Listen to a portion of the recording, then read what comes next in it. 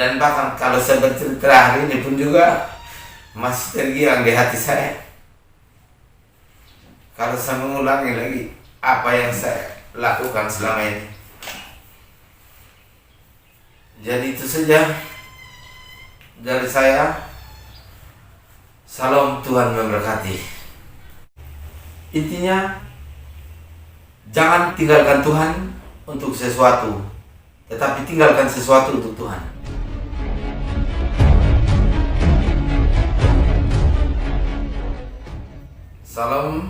Salam sejahtera buat teman-teman semua. Perkenalkan, nama saya Adolf Malorangga, asal Sumba, dari Sumba Barat Daya. Kasus pembunuh bayaran asal NTT. Selama saya di penjara, perjalanan hidup saya seperti apa selama di penjara.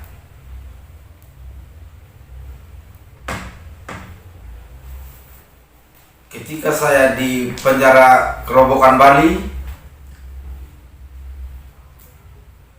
saya tidak pernah mengenal yang namanya Tuhan. Saya banyak sekali melakukan kesalahan-kesalahan yang fatal di penjara. Dari situ saya berbuat kesalahan, saya dibuang lagi ke LP Porong, Lapas kelas 1 Surabaya. Di situ juga saya buat kesalahan dan saya dibuang lagi ke LP Lowaru, Malang. Dari situ juga saya sudah bingung entah kemana saya mengadu, nasib saya mengadu kemana saya tidak tahu lagi. Saya berbuat kesalahan yang fatal lagi di penjara. Saya dipindahkan lagi ke Madiun. Madiun begitu juga saya berbuat kesalahan yang fatal. Terus saya dibuang lagi ke Pemakasan, penjara di Madura.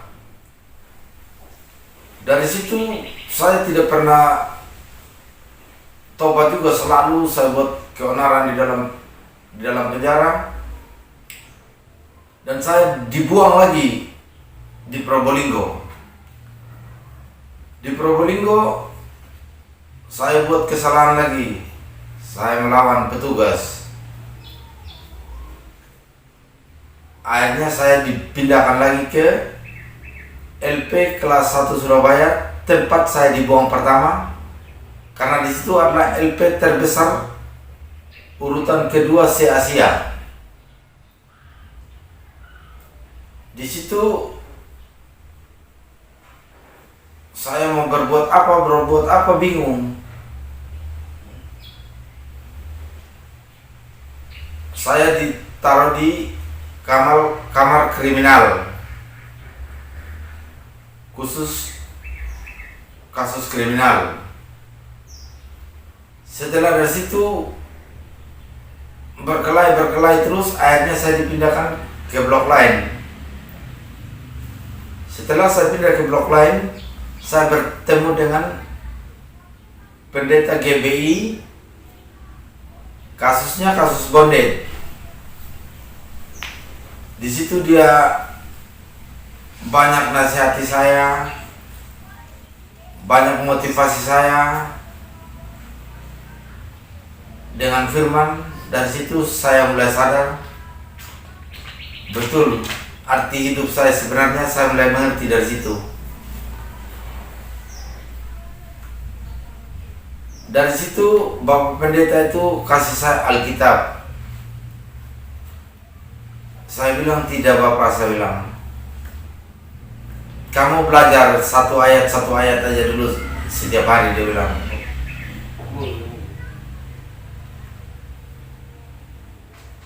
Dari ayat Matius sampai dengan ayat Alkitab satu lembar itu saya baca sampai habis selama saya di penjara.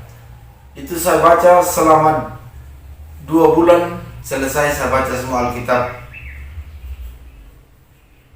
dari Matius sampai dengan Wahyu. Dari situ banyak sekali tentang ajaran Tuhan yang mengajarkan tentang kebaikan. Dari situ saya mulai sadar bahwa betul apa yang Bapak Pendeta katakan tadi itu arti hidupmu yang sebenarnya. Di situ baru saya mengerti arti hidup saya sebenarnya. Dari situ saya mulai rajin ibadah. Ada komsel-komsel di dalam kamar kami setiap hari. Adakan komsel yang walaupun kami cuman 7-8 orang, kami komsel dalam kamar. Dari situ hati saya semakin kuat. Ternyata mendekatkan diri dengan Tuhan itu dimudahkan segala hal. Jadi saya mulai bisa bertanya tentang firman, dan bahkan saya pun yang tidak bisa berdoa akhirnya bisa pimpin doa dan bisa berkhotbah juga, yang walaupun tidak sempurna, tapi saya juga bisa berdoa buat orang banyak sudah sekarang. Jadi itulah pengalaman hidup saya selama saya di penjara. Bagi teman-teman yang masih di luar, saran saya jangan pernah buat hal-hal yang membuat Anda terjerat dan masuk dalam bui. Karena dalam penjara hidupmu akan susah. Jadi lebih bagus bekerja, banyak mendekatkan diri dengan Tuhan, banyak berdoa. Intinya jangan tinggalkan Tuhan untuk sesuatu, tetapi tinggalkan sesuatu untuk Tuhan. Itulah arti hidupmu yang sebenarnya. Ya, saran saya lagi yang kedua buat teman-teman, saya ini hidup di penjara 15 tahun, betul-betul merasakan pahitnya hidup itu seperti apa. Apalagi saya penjara di luar Jawa, tidak pernah dikunjung keluarga. Kadang-kadang saya menangis. Kenapa orang lain bisa kunjungan, saya tidak. Dari situ saya juga sadar kalau keluarga saya jauh dan mereka tidak bisa jangkau saya untuk kunjung saya di Bali, di Surabaya, di Madura, di Malang, Probolinggo. Terus terakhir saya di LP kelas 1 Surabaya. Di situ saya jadi pengikut Kristus juga di gereja, jadi hamba Tuhan. Saya aktivitas hari-hari saya habiskan di gereja. Dan banyak sekali dukungan dari pendeta dari luar. Kalau kamu betul-betul bertobat, tidak ada tidak mungkin bagi Tuhan, orang bilang. Hitam apapun dosamu, pasti akan diputihkan seperti batu kristal.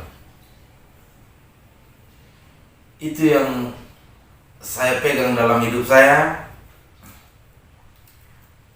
sehingga saya kuat dan mulai rajin dan aktif sudah di gereja. Tanpa kenal lelah, hidup saya serahkan untuk Tuhan sudah.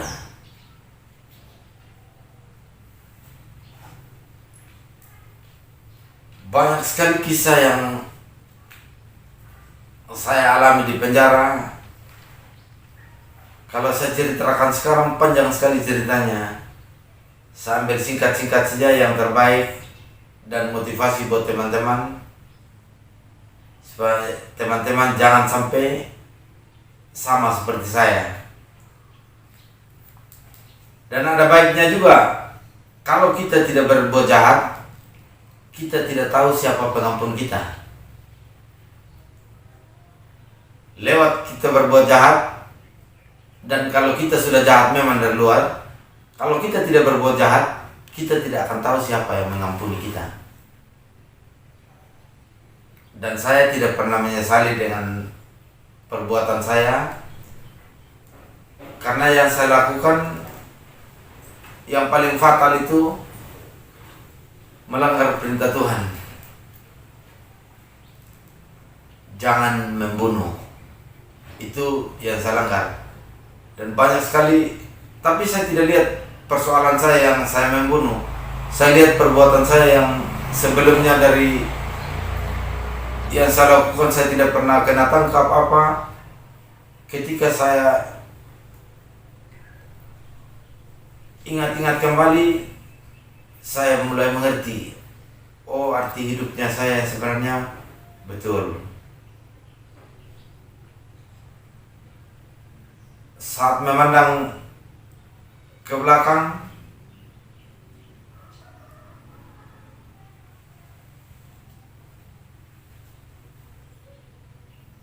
saya mulai merasakan ada penyertaan Tuhan dalam hidup saya. Saya mulai berdoa, rajin berdoa setiap hari, rajin ibadah setiap hari. Pokoknya sisa hidup saya yang saya jalani selama 15 tahun di penjara, saya habiskan sisa waktu saya di penjara itu hanya untuk Tuhan. Hari-hari saya itu hanya saya habiskan di gereja saja. Dari jam 6 pagi bukan lock, saya langsung ke gereja, sudah bersih-bersih gereja. Habis itu saya berdoa. Nanti sebentar kan kita ada pelayanan sebentar dari luar. Ada tim datang dari luar. Jadi pelayanan di gereja itu luar biasa. Itu yang membuat saya banyak sekali mengerti dan memahami tentang arti hidup yang sebenarnya.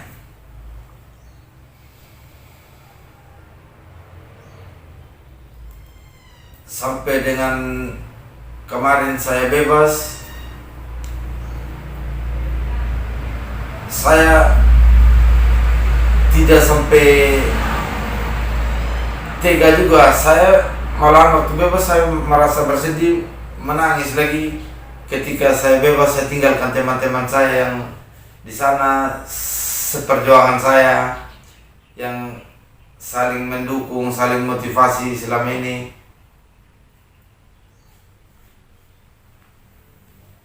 Karena penyertaan Tuhan dalam hidup saya, waktu yang sebenarnya saya pulangkan harus 2028.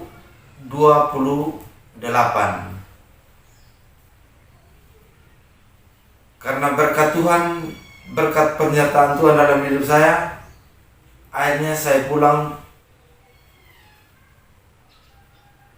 tidak sesuai dengan vonis yang sebenarnya.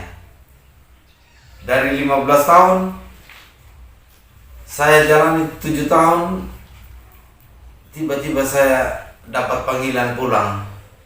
Di situ saya menangis. Saya merasakan betul arti kehidupan saya sebenarnya. Dan bahkan kalau saya bercerita hari ini pun juga masih tergiang di hati saya. Kalau saya mengulangi lagi apa yang saya lakukan selama ini. Jadi itu saja dari saya. Salam, Tuhan memberkati. Amin. Awara kana mata ulang-ulang